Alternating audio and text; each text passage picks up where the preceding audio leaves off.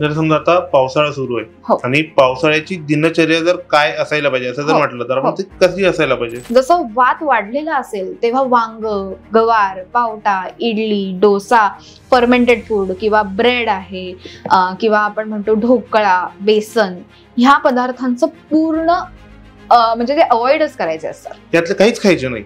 जर शरीरात वात वाढलेला आहे किंवा पावसाळ्याच्या काळात हे पदार्थ जास्त खाल्ले गेले तर शरीरातला वात वाढतो आणि वाताशी रिलेटेड प्रॉब्लेम्स हळूहळू आपल्याला व्हायला लागतात. आपण ज्याचा ऍसिडिटीचा त्रास आणि अपचनाचा त्रास म्हटलं तो आता जनरली सगळ्यांमध्ये मोस्टली युथ मध्ये बघायला मिळतो किंवा IT सेक्टर मध्ये हा बराच त्रास जाणवतो किंवा जे प्रिपरेशन करताचं वय असतं मुलांचं कॉम्पिटेटिव्ह एक्झामचं असलं किंवा काय त्या मुलांमध्ये जास्त जाणवतो. तर ऍसिडिटीचा त्रास कशामुळे होतो आणि त्याच्यावरती काय करायला पाहिजे आपण की दिनचर्यातले बदल किंवा त्याच्यावरती उपाय काय असायला पाहिजे? जर एखाद्याला ऍसिडिटीचा त्रास होत असेल त्याला प्रश्न विचारले की मग तो सगळं ओपन अप होऊन सांगतो की हो मला ह्याचा त्रास होतो, मला म्हणजे रात्री झोप लागत नाही किंवा मग मला सकाळी बॉस बरोबर माझं जमत नाही, वेळेवर पोचायचं असतं, वेळेवर पोचलं नाही की त्या टेन्शननी मला तो त्रास व्हायला लागतो. सो अशा कुठेतरी गोष्टी असतात की ज्याने वेळेवर ट्रीटमेंट करणं गरजेचं असतं. नमस्कार मित्रांनो, स्वागत आहे आपलं उघड उघड मध्ये. आजचा एपिसोड तुम्हाला उपयोगी पडणार आहे कारण आपण बोलणार आहोत त्या गोष्टीबद्दल जी आपल्या रोजच्या आयुष्याशी डायरेक्ट कनेक्टेड आहे. पचन, ऍसिडिटी, फुगलेलं पोट, कॉन्स्टिपेशन, जेवलं की जडपणा, या गोष्टी आपण रोज अनुभवतो. पण आपण सगळे पटकन गुगल करतो, गोळ्या खातो, युट्यूबवर घरगुती उपाय शोधतो आणि तरीही समस्या कायम राहते.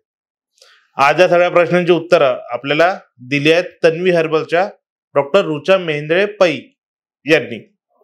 डॉक्टर रुचा दुसऱ्या पिढीतील आयुर्वेदाचार्य आहेत आणि गेली अनेक वर्ष आयुर्वेदाच्या मदतीने लोकांच्या आरोग्याच्या पचनाच्या समस्या या आयुर्वेदातून सोडवत आहे. डॉक्टर रुचा म्हणजे फक्त डॉक्टर नाही, त्या हेल्थ अवेअरनेस क्रिएटर आहेत. इंस्टाग्राम, युट्यूब त्या आपल्या रोजच्या आरोग्याच्या गोष्टी सोप्या भाषेत समजावतात. आणि आज आपल्या पॉडकास्टवर त्यांनी सांगितलंय पोटाच्या त्रासांवर खरे आयुर्वेदिक उपाय, गट हेल्थ सुधारण्यासाठी दैनंदिन सोप्या टिप्स आणि आयुष्यभरासाठी पचन संस्था मजबूत कशी तयार करायची. जर तुम्हाला ही पोटाचे त्रास कायमचे संपवायचे असतील तर हा एपिसोड स्किप करू नका. दैनंदिन आयुष्यात आयुर्वेदाचा जर आपण कंप्लीट दिनचर्या अवलंबली तर काय फायदे होऊ शकतात? जे आता काही त्रास दिसतात आपल्याला ते किती प्रमाणात इम्प्रूव्ह होऊ शकतात, काय फायदे दिसतात? ओके, सो आयुर्वेदानुसार आपलं शरीर हे त्रिदोषात्मक आहे, म्हणजे वात, पित्त आणि कफ, आणि ह्या 3 दोषावरच आपलं सगळं शरीर चालत असतं. मेनली सप्त धातू आहेत आणि 3 मळ आहेत. आता जेव्हा तुम्ही दिनचर्याचं पालन नीट करता, जी काही ऋतुचर्या आहे किंवा दिनचर्या आहे त्याचं पालन केलं की ह्या 3 दोषांचं असंतुलन होणार नाही. म्हणजे ते 3 दोष जर नीट राहिले तर व्याधी निर्मिती आपल्या शरीरात होणार नाही. यासाठी हा दिनक्रम सांगितलेला आहे. जसं ऋतुचर्या, उन्हाळ्यात आपलं वागणं वेगळं असलं पाहिजे, हिवाळ्यात आपलं वागणं वेगळं असलं पाहिजे आणि पावसाळ्यात, म्हणजे हे तिन्ही वेदर प्रमाणे आपलं शरीर पण ऍडजस्ट होत असतं आणि त्याप्रमाणेच आपली दिनचर्या किंवा ऋतुचर्या असणं गरजेचे आहे. त्याने आपल्या शरीरातील सप्त धातूंची निर्मिती व्हायला पण मदत होणार आहे योग्य प्रकारे, आणि साम किंवा निराम अशी जी अवस्था असते ती होणार नाही. प्राकृतावस्थेतच दोष राहिले पाहिजे. जेव्हा ते शरीरात वाढतात तर ते विकृती करतात, म्हणजे वाढले किंवा कमी झाले तर ते आपल्या शरीरात विकृती. म्हणजे आता जर उन्हाळ्यामध्ये आपण खूप तीक्ष्ण उष्ण पदार्थ खाल्ले तर आपल्याला पित्ताचे त्रास हे जास्त होणार आहे. काय तर समानाची वृद्धी होत आहे. त्यामुळे जो काळ चालू आहे त्याप्रमाणे आहार असणं किंवा त्याच्या विरुद्ध आहार असणं खूप गरजेचं आहे. म्हणजे उष्ण आणि शीत असं जर वीर्य असेल तर ते न्यूट्रल होऊन जाईल किंवा आपल्याला ते बॅलन्स करणं खूप गरजेचं आहे. सो जर आपला उन्हाळा चालू आहे तर उन्हाळ्यात पित्त वाढणार नाही अशीच दिनचर्या आपली असली पाहिजे. म्हणजे तेव्हा खरं बघायला गेलं तर कोल्ड्रिंक्स वगैरे पिणं हे योग्य नाही आहे, आईस्क्रीम वगैरे खाणं योग्य नाही आहे. कारण त्याचा जो आपण म्हणतो ना वीर्य आहे ते शेवटी उष्णच. सो त्याने तो त्रास होणारा असतो. पण तेव्हा कोकम सरबत किंवा लिंबू सरबत किंवा अशी जी अल्कलाईन वॉटर्स आहेत किंवा पन्ह आहे, आपण काय म्हणतो की म्हणून उन्हाळ्यात किंवा आपण म्हणतो की तेव्हा कैरीचं पन्ह घेणं, या गोष्टी गरजेच्या असतात. सो ते आपण नॅचरल वेजने न्यूट्रल करणं खूप महत्वाचं असतं. सो त्यासाठी दिनचर्येप्रमाणे आपल्या शरीरातले दोष हे नीट राहतात आणि त्यासाठी आपण दिनचर्येचं रेग्युलर पालन करणं खूप महत्वाचं आहे. जर समजा आता पावसाळा सुरू आहे आणि पावसाळ्याची दिनचर्या जर काय असायला पाहिजे असं जर म्हटलं तर आपण ती कशी असायला पाहिजे? सो कसं असतं की पावसाळ्यामध्ये कसं असतं की नॉर्मली जी दिनचर्या ही बऱ्यापैकी सिमिलर असते, फक्त ऋतूप्रमाणे त्याच्यात काही काही बदल होतात. की जसं आता पावसाळ्यात आपण पाय स्वच्छ धुणं हे खूप महत्वाचं आहे, कारण काय तेव्हा फंगल इन्फेक्शन वाढण्याचे चान्सेस हे खूप जास्त प्रमाणात असतात. मग तेव्हा धूपन चिकित्सा केली जाते की फंगल इन्फेक्शन पकडू नयेत म्हणून धूप देणं किंवा कापूर आहे त्याचा वापर आपण अंघोळ करताना किंवा कडुनिंबाचा वापर आपण अंघोळ करताना करणं गरजेचं असतो. सो अशा काही वनौषधी आहेत किंवा अशा काही कंटेंट्सचा वापर आपण त्या काळामध्ये करणं गरजेचं असतो. सो पावसाळ्यामध्ये वात प्रकोप झालेला असतो आपल्या शरीरामध्ये, तर मग वात वाढलेला असताना वाताला कमी करणारा आहार हा गेला पाहिजे, म्हणजे स्निग्ध आहार गेला पाहिजे. जसं तूप आहे, तुपाचं आहारात सेवन असणं पाहिजे. म्हणजे कोरडी पोळी असेल तर ती चालणार नाही, त्याला थोडं तरी तूप लावलेलं असलं पाहिजे. किंवा हे छोटे छोटे चेंजेस आपण आहारात करणं गरजेचं असतात. किंवा तेव्हा अभ्यंग करणं खूप महत्वाचं आहे. रोज तेल लावणं, कारण काय वातावर श्रेष्ठ औषध म्हणजे तेल. तसं पित्तासाठी तूप आहे आणि कफासाठी मध आहे. सो हे आयुर्वेदात सांगितलेलं आहे आणि त्या दोषाप्रमाणे आपण चिकित्सा करणं महत्वाची असते. सो त्या ऋतूप्रमाणे जो दोष वाढलेला आहे त्याप्रमाणे चिकित्सा करणं किंवा आहार घेणं. जसं वात वाढलेला असेल तेव्हा वांग, गवार, पावटा, इडली, डोसा, फर्मेंटेड फूड किंवा ब्रेड आहे किंवा आपण म्हणतो ढोकळा, बेसन, ह्या पदार्थांचं पूर्ण म्हणजे ते अवॉइडच करायचे असतात. त्यातलं काहीच खायचं नाही. जर शरीरात वात वाढलेला आहे किंवा पावसाळ्याच्या काळात हे पदार्थ जास्त खाल्ले गेले तर शरीरातला वात वाढतो आणि वाताशी रिलेटेड प्रॉब्लेम्स हळूहळू आपल्याला व्हायला लागतात. म्हणून हे पदार्थ तेव्हा टाळले गेले पाहिजे. ओके. आणि समजा आता वाताचं म्हणजे हिवाळ्यात जरा जास्त जाणवतं वाताचा गारवा असला की, तर त्यासाठी उपाय जर असले, उपाय करायचे म्हटलं तर काय तुम्ही सजेस्ट कराल? ओके. सो हिवाळ्यात काय झालेलं असतं, अग्निमांद्य व्हायला लागलेलं असतं. कारण काय आपला एवढी थंडी असते की अग्नी विझायला लागतो, पोटातला अग्नी जो आहे तोही विझायला लागतो, त्यामुळे पचन हे बिघडलेलं असतं. सो तेव्हा पचन होत नाही आहे, पण भूक पण लागते. म्हणजे दोन्ही गोष्टी होत असतात की कडकडीत भूक पण लागते पण अग्नी विझलेला आहे. मग अशा वेळेस अग्निवर्धनाचं कार्य करणं गरजेचं असतं. जसं पाण्यामधनं थोडंसं सुंठ पावडर घालून सकाळी अनशपोटी घेणं किंवा जिऱ्याचं पाणी आहे ते सकाळी उठल्यावर जिऱ्याचं पाणी आपण घेऊ शकतो की त्याने अग्नीचं वर्धन होण्यासाठी मदत होते. त्याचबरोबर आपण सकाळी उठल्यावर 1 ग्लास गरम पाण्यामध्ये 1 चमचा गाईचं तूप घालून त्याचं सुद्धा आपण सेवन करू शकतो. ह्याने पित्ताचं शमन व्हायला मदत होत असते पण अग्नीचं वर्धन व्हायला पण मदत होत असते. सो जसं आपण हवन कुंडामध्ये कसं अग्नीची आहुती देतो, म्हणजे अग्नीला तुपाची आहुती देतो, सो ती का दिली जाते की त्या अग्नीचं वर्धन होण्यासाठी ती आहुती दिली जात असते, तुपाची जी आहुती देतो. सो त्याने जर आपण सकाळी उठल्यावर जेव्हा आपण तुपाचं सेवन ह्या प्रकारे करतो, रात्रभर आपण काहीही खाल्लेलं नाहीये, त्यामुळे सकाळी अग्निवर्धनासाठी ह्याने आपल्याला लगेच हेल्प होणार आहे. सो ते केल्यानंतर जर वरचेवर ऍसिडिटीचा त्रास होत असेल तर तोही थांबण्यासाठी मदत होते. अपचनाचा त्रास होत असेल तर त्याच्यासाठी सुद्धा मदत होत असते. सो हे रेग्युलर केल्यावर त्याने तो फरक दिसून येत असतो. ओके. आता मला सांगा की आपण ज्याचा ऍसिडिटीचा त्रास आणि अपचनाचा त्रास म्हटलं, तो आता जनरली सगळ्यांमध्ये मोस्टली युथ मध्ये बघायला मिळतो.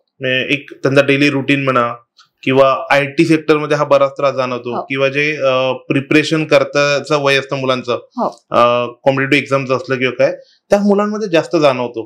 तर ऍसिडिटीचा त्रास कशामुळे होतो आणि त्याच्यावरती काय करायला पाहिजे आपण, की दिनचर्यातले बदल किंवा त्याच्यावरती उपाय काय असायला पाहिजे? ओके.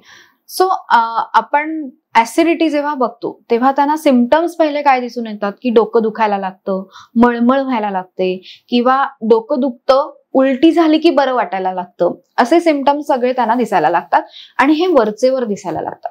सो असं नाही होत की त्यांना एकदाच होते, असं नाही, तर रिपीटेडली ऍसिडिटी व्हायला लागते. आणि आयुर्वेदानुसार ह्याला अम्लपित्त म्हणतात. सो आपल्या शरीरात पित्त आहे, पित्तदोष तर आहेच आहे, आणि तो प्राकृतावस्थेत असेल तर तो आपल्याला काहीच त्रास देत नाही. पण तो जर विकृतावस्थेत असेल तर मात्र तो आपल्याला त्रास देतो. म्हणजे जसं पित्त वाढायला लागलं की ते आपल्याला त्रास देणार आहे. मग तेव्हा तुम्ही खूप स्पायसी फूड खाल्लं, मिरची असणारा आहार घेतला, तर त्याने आपल्याला ऍसिडिटीचा त्रास हा वरचेवर व्हायला लागतो. सो अम्लपित्त ह्या वर्ड मध्येच एक अम्ल हा शब्द जो आलेला आहे तो काय दाखवतो, तर पित्ताचा अम्ल गुण हा वाढलेला आहे. म्हणजे पित्ताचे काही गुण सांगितलेले आहेत. पित्तम सस्नेह तीक्ष्णोष्णम लघु विस्त्रम सरमद्रव. सो हे पित्ताचे गुण सांगितलेले आहेत. त्यातला एखादा जरी गुण खूप जास्त प्रमाणात वाढला तरी पित्ताची विकृती व्हायला लागते आणि मग आपल्याला पित्ताचे त्रास व्हायला लागतात. सो त्यामुळे पित्त इतकं वाढतं की ते कुठून तरी बाहेर पडण्याचा प्रयत्न करतं. म्हणजे मग त्यांना ती ऍसिडिटी, मग पित्त वर वर यायला लागतं. त्यालाच आपण गड असं म्हणतो. सो ह्या पेशंटमध्ये रात्री झोपलं की त्यांना पित्ताचा त्रास वरवर यायला लागतं, कितीही अनइझी व्हायला लागतं त्यांना, की मग अँटासिड्स घेणं वरचेवर, हे सगळं सायकल त्यांचं चालू होत असतं. पण अम्लपित्ताची ट्रीटमेंट करताना पित्ताचा जो गुण वाढलेला आहे, अम्ल गुण वाढलेला आहे, त्याला कमी करणं गरजेचं. मग त्याला अम्लगुण वाढतो कशाने, जसं काहींमध्ये अल्कोहोल कन्झम्पशन असेल, स्मोकिंग असेल, तर त्यांनीही त्यांना हा त्रास होऊ शकतो, किंवा चिंता, भय ह्यानीही त्यांना त्रास होईल. म्हणजे एखाद्या पेशंटला असं असतं की बॉस बरोबर त्याचं जमत नसतं, त्याला कुठेतरी बोलायचं असतं पण ते जमत नसतं, त्यानेही त्यांना खूप त्रास होतो ऍसिडिटीचा. काहींमध्ये रात्री झोप पूर्ण झाली नाही की सकाळी उठल्यावर त्यांना ऍसिडिटीचा त्रास व्हायला लागतो. सो कंडिशन्स, प्रत्येक व्यक्तीचं पित्ताचं कारण हे वेगळं असणार आहे. असं होणार नाही की प्रत्येक व्यक्तीचं पित्ताचं कारण हे सेम आहे. काहींना शेंगदाणा खाल्ल्यामुळे फक्त डोकं दुखतं, काहींना पुरणपोळी खाल्ल्यावर पण डोकं दुखतं. सो असं प्रत्येकाचं रिझनिंग पहिले नीट शोधणं गरजेचं असतं आणि त्याप्रमाणे उपाय करणं गरजेचं असतं. आता एखाद्याला वरचेवर पित्ताचा त्रास होत असेल तर त्यासाठी त्यांनी गुळाचा खडा हा सकाळी उठल्यावर घ्यायचा आहे किंवा जेवणाच्या आधी घ्यायचा आहे. कारण की आयुर्वेदानुसार सांगितलेलं आहे की मधुर रसाचं सेवन हे भोजनाच्या प्रथम करायचं आहे. म्हणजे पहिल्यांदा मधुर रसाने चालू करायचंय आणि मग बाकीच्या रसांचं सेवन करायचं. म्हणजे मग तुम्हाला ऍसिडिटीचा त्रास हा जास्त करून होणारच नाही. त्याचप्रमाणे जसं अल्कलाईन वॉटर्स आहेत किंवा आपण जे म्हणतो की कोकम सरबत आहे किंवा गुलकंद आहे, हे जे थंड पदार्थ आहेत त्यांचाही वापर आपण ऍसिडिटी कमी होण्यासाठी करू शकतो. आणि सगळ्यात श्रेष्ठ म्हणजे सकाळी उठल्यावर मिश्री आणि तूप, म्हणजेच खडी साखर आणि तूप याचं सेवन करायचं असतं की ज्याने पित्ताचं शमन होतं आणि पित्त एकदम एक्स्ट्रीम लेवलला जातच नाही. त्यामुळे काय होतं की जेव्हा पित्त एकदम एक्स्ट्रीम लेवलला जायला लागतं त्याच्यानंतर ऍसिडिटीचा म्हणजे मायग्रेनचा त्रास होणं, सो हे लक्षण आणि त्यानंतर तयार होणारी व्याधी ह्याच्यामध्ये ते कन्वर्ट व्हायला लागतं. जेव्हा मायग्रेनचा त्रास होतो त्याच्यानंतर त्याचे अटॅक्स यायला लागतात, म्हणजे डोळ्यासमोर अंधेरी येणं, फ्लोटर्स येणं, आणि मग त्यांचं आठवड्यातनं एकदा तरी डोकं दुखतं. म्हणजे हे सगळे प्रॉब्लेम्स ते फेस करत असतात. त्याच्यासाठी पेन किलर्स त्यांना घ्याव्या लागत असतात सारख्या, आणि ते कुठेतरी चुकीचं आहे. म्हणजे सतत रासायनिक औषधांच्या वापराने सुद्धा आपल्याला कुठेतरी त्याचे साईड इफेक्ट्स होणार आहेत. म्हणून पित्त हे आपण आपल्या आहारातनच सुधारणं गरजेचं. म्हणजे त्याच्यासाठी कुठलंही औषध न घेता आहार हेच आपलं औषध झालं पाहिजे. म्हणजे त्याच्यासाठी आपण वेळा पाळणं, रात्री जागरण होत असेल तर ते पूर्ण टाळलं गेलं पाहिजे. दुपारच्या ज्या काही जेवणाच्या वेळा आहेत, कितीही महत्वाचं काम असू दे किंवा कितीही मीटिंग असू दे, IT कंपनीजमध्ये ह्याचा मेनली खूप प्रॉब्लेम होतो बिकॉज त्यांना मीटिंग चालू असतात, 3 वाजले तरी त्यांना जेवता येत नसतं. सो ह्या वेळेस त्यांनी एक रुटीन पहिले सेट करणं गरजेचं आहे. त्याच्यानंतर जर आपल्याला खूप त्रास होत असेल, स्ट्रेस येत असेल तर कोणाशी तरी तो बोलून मोकळा करणंही महत्वाचं. म्हणजे त्याच्यासाठी शरीर शुद्धी पण करणं गरजेची आहे. जर खूप जास्त मेंटल स्ट्रेस असेल तर आयुर्वेदानुसार त्याच्यासाठी शिरोधारा पण उत्तम कार्य करते. म्हणजे नुसतं पित्तावर काम करून आपल्याला चालणार नाही आहे, तर त्याच्या मानसिक आरोग्यावर पण त्या रुग्णाचं काम करणं गरजेचं आहे. जर त्याचं मानसिक आरोग्य नीट असेल तर त्याला वरचेवर पित्ताचा त्रास हा होणारच नाही, कारण का तो शांत आहे. म्हणजे त्याचा स्वभाव हळूहळू शांत मानसिक आरोग्याचा पण परिणाम होतो. खूप परिणाम होतो. जर एखाद्याला ऍसिडिटीचा त्रास होत असेल, त्याला प्रश्न विचारले की मग तो सगळं ओपन अप होऊन सांगतो की हो मला ह्याचा त्रास होतो, मला म्हणजे रात्री झोप लागत नाही, किंवा मग मला सकाळी बॉस बरोबर माझं जमत नाही, वेळेवर पोचायचं असतं, वेळेवर पोचलं नाही की त्या टेन्शननी मला तो त्रास व्हायला लागतो. सो अशा कुठेतरी गोष्टी असतात की ज्याने वेळेवर ट्रीटमेंट करणं गरजेचं असतं. ओपीडीला जेव्हा पेशंट येतो तेव्हा मी नाडी परीक्षण करते. त्या नाडी परीक्षणाद्वारे आपल्याला कळतं की शरीरात कुठला दोष वाढलेला आहे. सो त्या दोषांनुसार चिकित्सा करणं, वाढलेला दोष आहे तो कमी करणं, आणि एखादा दोष जर कमी झाला असेल तर तो शरीरात वाढवणं, हे करणं गरजेचं असतं. सो त्याप्रमाणे ऍसिडिटीसाठी काम होत असतं. जसं मखाना आहे, मखाना सुद्धा ऍसिडिटीसाठी सुंदर काम करतो. सो दुपारची जी 3 ते 5 ही वेळ असते तेव्हा एक छोटी वाटीभर मखाने खायला काही हरकत नाही. त्याने सुद्धा ऍसिडिटी कमी व्हायला किंवा शोषून घ्यायला, वाढलेली पोटातली ऍसिडिटी किंवा पित्त शोषून घ्यायला सुद्धा मदत करत असतं. सो ऍसिडिटीसाठी आयुर्वेदामध्ये अनेक उपाय आहेत, पण प्रत्येक व्यक्तीला ते सूट होत आहेत की नाही हे पहिले बघणं गरजेचं आहे. त्याच्यासाठी त्यांनी वैद्याचा सल्ला घेणंही तितकंच महत्वाचं आहे. कुठलाही घरगुती उपाय असू दे, तो सुद्धा त्यांनी एखाद्या वैद्याला विचारून किंवा डॉक्टरांच्या सल्ल्यानुसारच घेणं खूप महत्वाचं असतं. आणि जे ऍसिडिटी आहे आणि जे ब्लोटिंग असतं, हो, ते ऍसिडिटीमुळेच होतं की ब्लोटिंगचं काय रिझन असतं? ओके.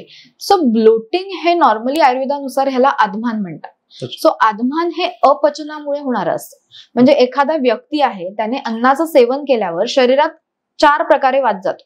जसं आपण लाळ गिळतोय त्याच्याबरोबर वात जातो, अन्न सेवनाबरोबर थोडासा वात जातो, श्वसन मार्गाद्वारे थोडासा वात जातो, आणि वात तयार कधी होतो की जेव्हा अन्न पचत नाही तेव्हा तिथे वात तयार व्हायला लागतो, जो गॅस तयार व्हायला लागतो.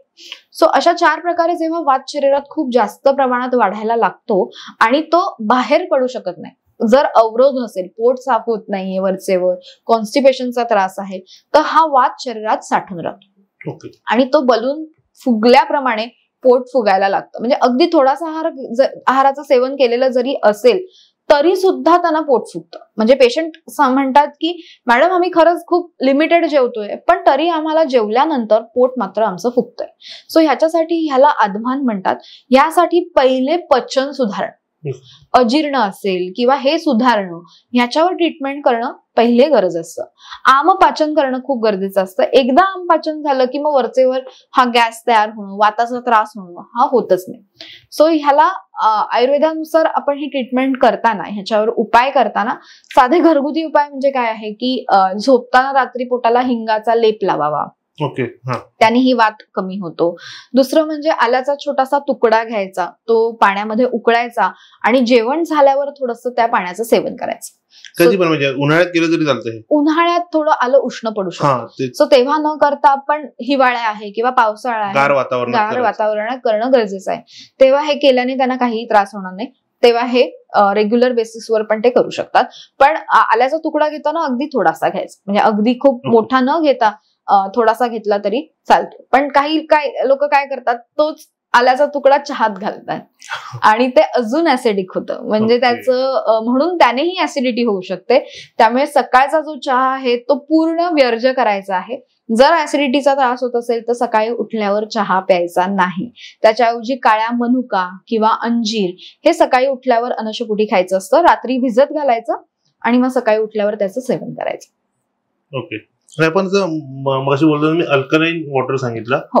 अल्कलाईन वॉटरचे काय फायदे आहेत ते करायचे, आणि ते कसं अल्कलाईन वॉटर प्रिपरेशन काय ते कसं करायला पाहिजे? ओके. सो आपल्या जठर म्हणजे स्टमक मध्ये मेनली 3 एन्झाईम सिक्रेट होत असतात. पहिलं म्हणजे पेप्सिन आहे, दुसरं म्हणजे HCl हायड्रोक्लोरिक ऍसिड आहे, आणि तिसरं म्हणजे म्युकोजा आहे.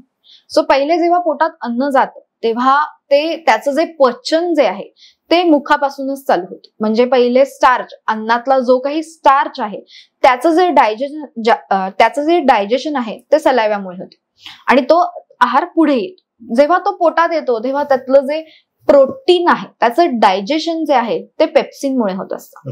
पण हे कार्य होताना, हे पचन होताना एखाद्या ऍसिडिक मीडियमची गरज असते आणि ते ऍसिडिक मीडियम म्हणजे हायड्रोक्लोरिक ऍसिड, आणि त्यामुळेच ते पचन होऊ शकतं. पण हे जे हायड्रोक्लोरिक ऍसिड आहे ते इतकं स्ट्रॉंग आहे की त्याने आतून व्रण सुद्धा होऊ शकतं. म्हणजे जखमा सुद्धा होऊ शकतात. म्हणून होऊ नये ह्याच्यासाठी म्युकस असतो. सो आता जेव्हा पोटामध्ये ऍसिड लेवल्स वाढतात, म्हणजे हेच हायड्रोक्लोरिक ऍसिड जेव्हा खूप वाढतं तेव्हा ह्याने इजा होऊ शकतात. आजूबाजूला स्टमकमध्ये किंवा डिओडेनल अल्सर्स आहेत, पेप्टिक अल्सर्स आहेत, हे फॉर्म होऊ शकतात. अशा वेळेस जर आपण अल्कलाईन वॉटरचा यूज केला तर त्याची पीएच व्हॅल्यू, ऍसिड आणि अल्कलाईन वॉटर ह्याचा जो काही संयोग आहे त्यामुळे ते न्यूट्रल व्हायला मदत होते. त्यामुळे मग जे काही अल्सर्स फॉर्मेशनची जी प्रोसेस आहे ती जास्त प्रमाणात होणार नाही. सो अल्कलाईन वॉटर्स कशी करायची की रात्री झोपताना आपण कोथिंबीर आहे, कढीपत्ता आहे किंवा काकडी आहे ते पाण्यात घालून ठेवायचं आणि सकाळी उठल्यावर दिवसभर त्याच पाण्याचं सेवन करायचं. म्हणजे हे सुद्धा एक प्रकारचं अल्कलाईन वॉटर आहे. किंवा दुसरं म्हणजे सरबत असतात किंवा पन्ह आहे किंवा कोकम सरबत आहे, त्याचं सेवन सुद्धा आपण करू शकतो. आणि चिया सीड्स आहेत किंवा सब्जा सीड्स आहेत त्यांचं सुद्धा सेवन आपण करू शकतो. म्हणजे सब्जा सीड्स तर उष्णता कमी करायला किंवा पित्त कमी करायला खूप सुंदर मदत करतात. मग रात्री भिजत घालायच्या 1 चमचा, सकाळी उठल्यावर दूध किंवा पाण्याबरोबर त्याचं सेवन आपण करू शकतो की त्याने सुद्धा आपल्याला आपला जो पोटातला पीएच व्हॅल्यू आहे तो बॅलन्स करण्यासाठी मदत होत असते. पण हे जे आता तुम्ही सांगितलं की चिया सीड आणि सब्जा सीड, तर बऱ्याच जणांचं होतं की ते एकच आहे की ते वेगवेगळे आहेत, की दोघांनी ते पाण्यामध्ये भिजू घालून ठेवायचं असतं? नाही, दोन्ही सीड्स ह्या वेगवेगळ्या आहेत. ओके. सब्जा सीड हे वेगळं आहे आणि चिया सीड्स ह्या वेगळ्या आहेत.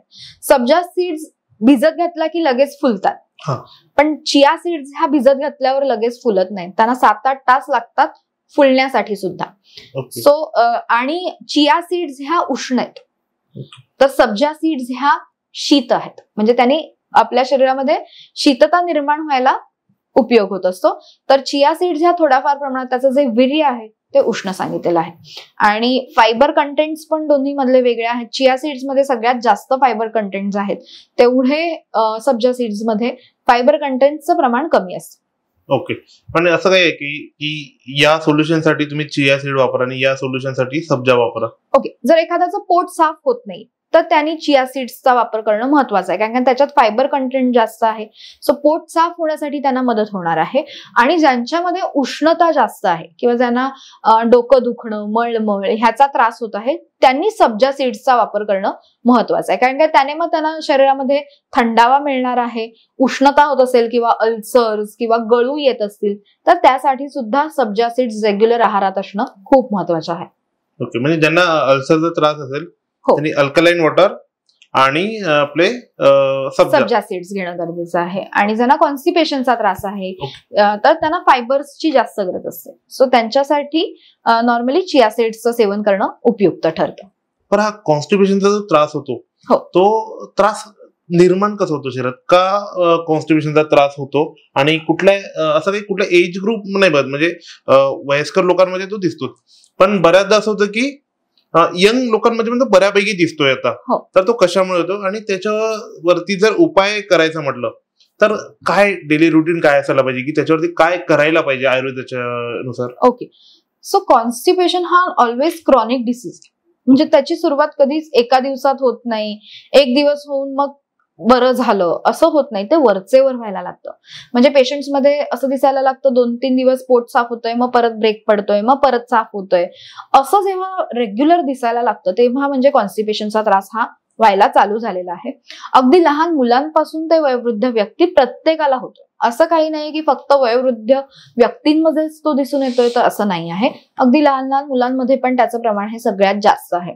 सो तो होतो का? जेव्हा आयुर्वेदानुसार अन्नाचं पचन झाल्यानंतर त्याचं सारकिट्ट विभाजन होत असतं. म्हणजे सारकिट्ट म्हणजे काय, की जो चांगला भाग आहे तो शरीर शोषून घेतो, म्हणजे रक्तात शोषून घेतला जातो आणि सगळ्या शरीराला तो पोचवला जातो. आणि किट्ट म्हणजे मलभाग तयार होत असतो.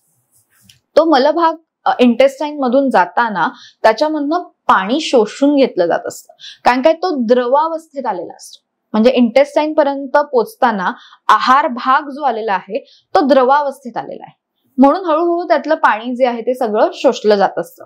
आणि त्यामुळे काही पेशंट्समध्ये 2 दिवस जर पोट साफ झालं नाही तर ते जे शौच आहे ते खूप कडक होऊन जातं, कारण की 2 दिवस त्यातलं पाणी शोषलं जात आहे आणि त्यामुळे ते कडक होतं. आणि मग काहींना खूप कॉन्स्टिपेशनचा त्रास होतो, त्यानंतर पाईल्स, फिशर, फिस्टुला ह्यांची सुद्धा सुरुवात व्हायला लागते. म्हणून जर कॉन्स्टिपेशनवरच ट्रीटमेंट वेळेवर केली तर पुढे जाऊन ह्या आजारांना फेस करावं लागणार नाही. सो जर कॉन्स्टिपेशनचा त्रास हा वरचेवर होताना दिसत आहे तर त्यासाठी आहारात बदल करणं खूप महत्वाचं आहे. पाण्याचं प्रमाण एकतर नीट असलं पाहिजे. कॉन्स्टिपेशन होतंय तर पाणी नीट आहारात गेलंच पाहिजे. दुसरी किती घ्यायला पाहिजे पाणी दिवसाला? आयुर्वेदानुसार काय सांगितलंय, पाणी पिण्याचे पण काही नियम सांगितले. सो आयुर्वेदानुसार सांगितलंय पहिली गोष्ट म्हणजे तहान लागल्यावरच पाणी घेतलं गेलं पाहिजे. तहान लागली नाही तरी जरी तुम्ही त्याचं पाण्याचं सेवन जर केलं तर त्या पाण्याचा निचरा नीट होणार नाही. ते तुंबून राहील, म्हणजे पोटातच पडून राहील. त्याचा निचरा नीट झाला पाहिजे. किडनीज वाटे त्याचं सगळं जे बाहेर जाणं आहे ते सुद्धा नीट झालं पाहिजे. सो दुसरा रूल काय सांगितलेला आहे आयुर्वेदानुसार की पाणी हे जेवणाच्या आधी अर्धा तास किंवा जेवल्यानंतर अर्धा तास तेव्हाच प्यायचं. जेवणाच्या मध्ये आपण घोट पाणी पिऊ शकतो. म्हणजे एकदम पूर्ण ग्लासभर लगेच न पिता हळूहळू करून आपण ते पिऊ शकतो. म्हणजे 4-5 घोट किंवा अशा प्रमाणात आपण ते पिऊ शकतो. चालतंय जेवणाच्या मध्ये, नाहीच प्यायचं असं काही नाही. नाही, असं काहीच नाही. जेवताना आपण पाण्याचं सेवन करूच शकतो, त्याला काही प्रॉब्लेम नाही. हा, म्हणजे एकदम, कारण का तेव्हा पोटामध्ये हायड्रोक्लोरिक ऍसिड फॉर्म झालेलं असतं पचन करण्यासाठी. आता ते ऍसिड आहे, खूप पाणी प्यायलं तर ते डायल्यूट होऊन जाईल आणि मग पचन नीट नाही होणार. म्हणून आयुर्वेदानुसार जो रूल सांगितलेला आहे तर जे काही पाचक पित्त तयार झालेलं आहे त्याचा योग्य प्रमाणात पचनासाठी वापर झाला पाहिजे. ते डायल्यूट नाही झालं पाहिजे. म्हणून मग आपण पाणी पिताना ते योग्य मात्रेतच पिणं गरजेचं आहे. खूप पाणी प्यायलं तर ते डायल्यूट होऊ शकतं. बरोबर. कॉन्स्टिपेशनसाठी पण सांगताना की पाणी प्यायचं, पाणी नीट प्यायचं. त्याच्यानंतर आहारामध्ये फायबर्सचं प्रमाण योग्य मात्रेत असलं पाहिजे. दिवसाला जितकी गरज आहे फायबर्सची तितक्या प्रमाणात फायबर्स हे गेलेच पाहिजे. जसं किती जायला पाहिजे? सो योग्य प्रमाणात फायबर्स सुद्धा आहारात गेलेच पाहिजेत. जसं भेंडी आहे किंवा जो स्टिकी पदार्थ आहे तो फायबर आहे. चिया सीड्स किंवा सब्जा सीड्स ना जो स्टिकी पदार्थ तयार होतो, स्निग्ध पदार्थ तयार होतो, तो सुद्धा फायबर म्हणून ओळखला जातो. सो फायबर्स पण 2 प्रकारचे असतात, वॉटर सोल्युबल आणि इनसोल्युबल. सो त्या दोन्हीचं सेवन आपल्या आहारात नीट असलं पाहिजे. त्याप्रमाणे व्यायाम करणं, मलासन करणं किंवा सूर्यनमस्कार रेग्युलर करणं, हेही जर तुम्हाला कॉन्स्टिपेशनचा त्रास होत असेल तर ते रेग्युलर करणं गरजेचं आहे. त्याचबरोबर आपण स्नेहपान सुद्धा करू शकतो. सो त्याच्यासाठी काय करायचं, पहिल्या दिवशी 1 चमचा तूप गाईच्या दुधामध्ये घालून ते रात्रीचं सेवन करायचं. दुसऱ्या दिवशी 2 चमचे, तिसऱ्या दिवशी 3 चमचे, चौथ्या दिवशी 4 चमचे. सो असं 4 दिवस घेतलं. त्याच्यानंतर शौचामध्ये स्टिकी फॉर्मेशन दिसायला लागतं, म्हणजे तेही सॉफ्ट होऊन जातात. आतली रुक्षता, इंटेस्टाईनला जी काही आलेली रुक्षता आहे ती सुद्धा कमी व्हायला मदत होत असते. आणि मग 4 दिवसानंतर मग हळूहळू त्याचा डोस परत कमी करायचा. म्हणजे 4 चमच्यावरनं 3 चमचे, 2 चमचे, 1 चमचा. म्हणजे तूप हे आपल्या आहारासाठी इतकं महत्वाचं आहे की ते जर आहारात नीट असेल तर कॉन्स्टिपेशन किंवा वात ह्याचे प्रॉब्लेम्स जास्त प्रमाणात होतच नाही, पित्ताचे सुद्धा. सो हे प्रॉब्लेम्स होणारच नाही. सो त्याचा आपल्या आहारात रेग्युलर सेवन असणं गरजेचं आहे. आणि फ्रुट्स इंटेकही नीट असणं गरजेचं आहे. जसं फळं आहेत, जी सीझनल फ्रुट्स असतील ती खाणं गरजेची आहेत.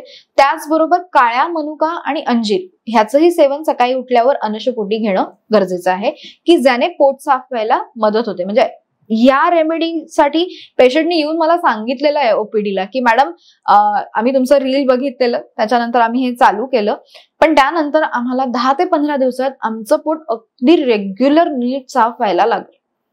पण त्याला एक पेशन्स लेवल लागते. 10 ते 15 दिवस रेग्युलर घेणं ही तितकंच महत्वाचं आहे. 1-2 दिवस घेऊन त्याने फरक नाही पडणार आहे. सो ह्या गोष्टी, आहारातल्या ज्या गोष्टी आहेत त्या रेग्युलर बेसिसवर करणं खूप महत्वाचं आहे. सो ह्यानुसार जर रेग्युलर आपण आहार ठेवला तर कॉन्स्टिपेशनचा त्रास होणार नाही. पण आता कॉन्स्टिपेशनचा त्रास हा खूप सिव्हिअर आहे. सो तेव्हा त्यांना काही लॅक्झेटिव्ह किंवा विरेचक द्रव्य घेणं गरजेची असतात. सो त्याच्यासाठी त्रिफळा चूर्ण जे असतं ते रात्री झोपताना 1 चमचा गरम पाण्याबरोबर घेऊ शकतो. किंवा मग एरंड तेल असतं ते 5 ml ते 10 ml रात्री झोपताना गरम पाण्याबरोबर आठवड्यातनं एकदा आपण घेऊ शकतो. पण हे दोन्ही उपाय वैद्याच्या सल्ल्यानुसारच करणं गरजेचं असतं, प्रकृतीनुसार करणं गरजेचे असतात. की त्याची कुठेही सवय नाही लागली पाहिजे.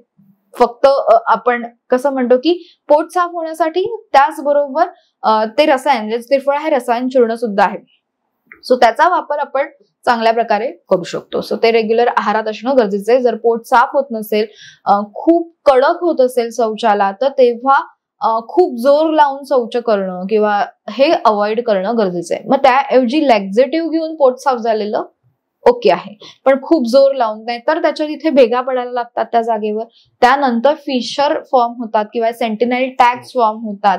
सो हे अवॉइड करणं गरजेचं आहे. जर पोट साफ होत नाहीये, कडक होते, तर त्या दिवशी अवॉइड करून लॅक्झेटिव्ह रात्री घेऊन दुसऱ्या दिवशी पोट साफ होणं कधीही उत्तम. आणि बऱ्याचदा असं की काही मुलांचं जर किंवा काही याच्या जर पेशंटच्या जर वेळा बरोबर नसेल पोट साफ होण्याच्या, त्याच्यामुळे काही परिणाम होतो?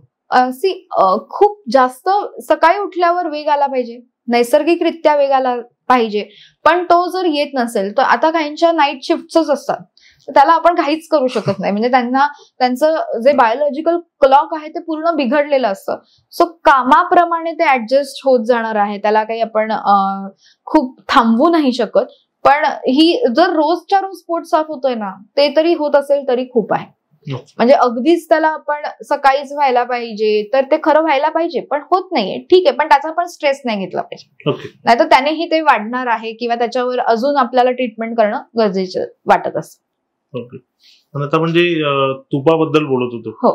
तूप गाईचं असलं पाहिजे, पण असं काही आहे की या गाईचं तूप असलं तर हे बेनिफिट आहे किंवा याच गाईचं तूप असलं पाहिजे? गाय असं गिर गाईचं आपण म्हणतो की ते चांगलं आहे, पण गाईचं तूप हे चांगलंच, असं काही नाही की हीच गाय हवी असं काही नाही. त्याला आपण कुठल्याही गाईचं तुपाने त्याचं सेवन आपण करू शकतो. इनफॅक्ट आपण म्हशीच्या तुपाचं घरी जर बनवलेलं असेल, साजूक तूप घरचं बनवलेलं असेल, बाजारातून आपण विकत आणलेलं नसेल, तर त्याचं सुद्धा आपण सकाळी उठल्यावर सेवन करू शकतो. मित्रांनो, आजच्या एपिसोडमध्ये आपण डॉक्टर रुचा मेहेंद्रे पै यांच्याकडून पचन संस्था आणि आयुर्वेद याबद्दल खूप महत्वाची माहिती मिळाली. ऍसिडिटी, फुगलेलं पोट, कॉन्स्टिपेशन यासारख्या रोजच्या त्रासांवर आयुर्वेद किती सोपे आणि नैसर्गिक उपाय देऊ शकते हे त्यांनी आपल्याला समजावून सांगितलं. आता आपल्याकडे आहे लहान लहान पण उपयोगी टिप्स ज्या आपण आपल्या दैनंदिन जीवनात वापरून खरंच आरोग्य सुधारू शकतो. डॉक्टर रुचा यांना मनापासून धन्यवाद आणि तुम्हा सगळ्यांनाही धन्यवाद या पॉडकास्टमध्ये सहभागी झाल्याबद्दल. जर तुम्हाला हा एपिसोड आवडला असेल तर नक्की तुमच्या मित्रमैत्रिणींना शेअर करा आणि उघडला फॉलो करायला विसरू नका. पुढच्या एपिसोडमध्ये पुन्हा भेटूया एका नवीन विषयासोबत.